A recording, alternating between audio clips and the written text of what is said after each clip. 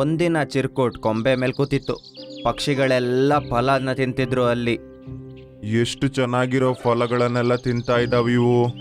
ಛೇ, ನಂಗೂ ತಿನ್ನೋಕೆ ಇಂಥದ್ದೇ ಸಿಕ್ಕಿದ್ರೆ. ಪಕ್ಷಿ ಚಿರ್ಕುಟ್ನ ನೋಡಿ ಹೀಗನ್ನುತ್ತೆ. ಅರೆ ನೋಡಿ ನೋಡಿ, ಈ ಚಿರ್ಕುಟ್ ಹಕ್ಕಿನ ನೋಡಿ. ಇದು ಎಂತ ಗಿಳಿ ಅಂದ್ರೆ ಇದಕ್ ಮಾತಾಡಕ್ಕೆ ಬರಲ್ಲ.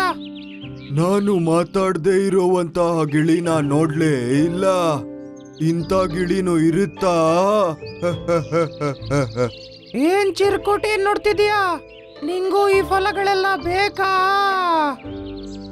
ತಕೋ, ಫಲನ ತಿನ್ನು, ತಕೋ. ಚಿರ್ಕುಟ್ ಹಣ್ಣ ತಗೊಳಕ್ಕೆ ಮುಂದೆ ಹೋಗುತ್ತೆ.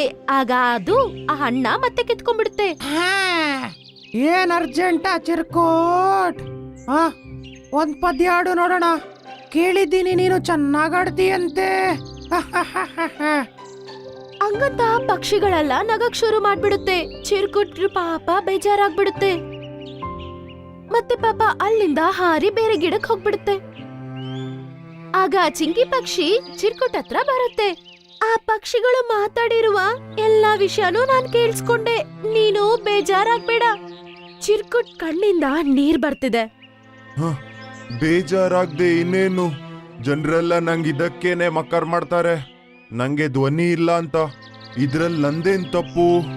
ಆಗ ಚಿಂಕಿ ಈಗನ್ನುತ್ತೆ, ನಾನ್ ನಿನ್ಗೆ ಸಹಾಯ ಮಾಡ್ತೀನಿ. ನಿನಗೆ ಸಹಾಯ ಮಾಡುವ ಒಂದು ಪಕ್ಷಿ ನನಗೆ ಒಂದು ಗೊತ್ತು. ಹೌದಾ? ನಿಜವಾಗ್ಲೂ ಹೀಗಾಗುತ್ತಾ? ನಿಜವಾಗ್ಲೂ ನಾನು ಮಾತಾಡ್ಬೋದಾ? ಯಾಕಣ್ಣ, ಯಾಕಾಗಲ್ಲ? ನೀನು ನನ್ ಜೊತೆ ಬಾ. ನೀನು ಮಾತಾಡಕ್ಕಾಗತ್ತೆ. ಬೇರೆ ಜಂತುಗಳ ಜೊತೆನೂ ನೀನ್ ಮಾತಾಡಬಹುದು. ಕಪ್ಪು ಬೆಟ್ಟದ ಬಳಿ ಒಂದು ದೊಡ್ಡ ಆಲದ ಮರದ ಮೇಲೆ ಒಂದು ಗೂಬೆ ಮಾವ ಇರ್ತಾನೆ. ಅವನು ಒಳ್ಳೆ ವೈದ್ಯಕ. ಅವನು ಖಚಿತವಾಗಿ ನಿಂಗೆ ಸಹಾಯ ಮಾಡ್ತಾನೆ.